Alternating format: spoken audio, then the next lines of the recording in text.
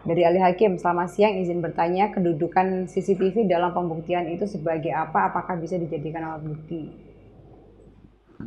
Saya dulu CCTV. atau Pak Bernard dulu?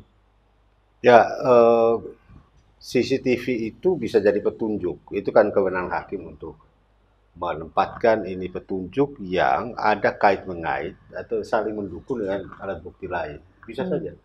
Dan itu Oke. salah satu kategori alat bukti, yaitu petunjuk. Oke. Nah, mungkin Pak Yosef dalam praktek seperti apa, tapi Ya. secara teori sebenarnya bisa. Oke. Jadi kita kalau alat bukti itu jelas merujuknya 184 ya.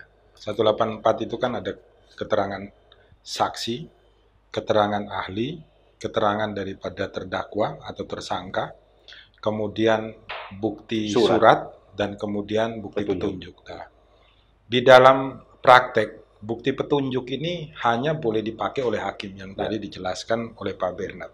Di dalam perkembangan teknologi pada saat ini, maka alat bukti elektronik berupa rekaman itu baik rekaman suara ataupun rekaman gambar dan lain sebagainya, termasuk peta dan lain sebagainya yang ditampilkan secara elektronik itu juga berdasarkan undang-undang IT itu dinyatakan sebagai salah satu alat bukti di dalam perkembangan.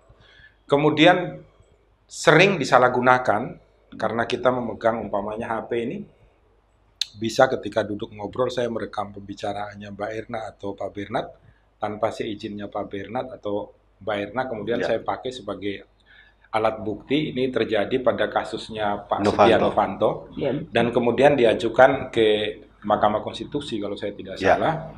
Dan putusan Mahkamah Konstitusi mengatakan bahwa rekaman-rekaman itu hanya menjadi alat bukti apabila disahkan oleh aparatur penegak hukum. Oleh karena itu, sebuah CCTV ini akan menjadi alat bukti. Betul. Alat buktinya itu bukan hanya video yang diputarkan, tetapi dari video yang berjalan tersebut juga bisa di print out menjadi foto, alat bukti tertulis jadinya. Nah, alat bukti ini karena disahkan oleh kepolisian, maka kemudian akan menjadi alat bukti yang bisa dipakai di muka sidang. Nanti akan ditambahkan dengan keterangan ahli. Ahli dari apa? Ahli dari bidang elektronik, CCTV dan lain sebagainya, IT ini tadi. Nah, Rumah Pancasila juga sering mengalami ini, termasuk kasus pidana pembunuhan yang didampingi secara pro bono.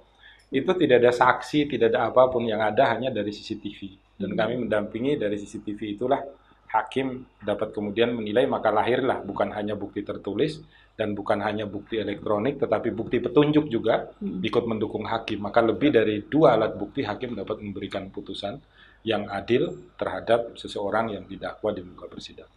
Jadi CCTV bisa menjadi alat bukti. Oke, Mas ahli hakim sudah dijawab.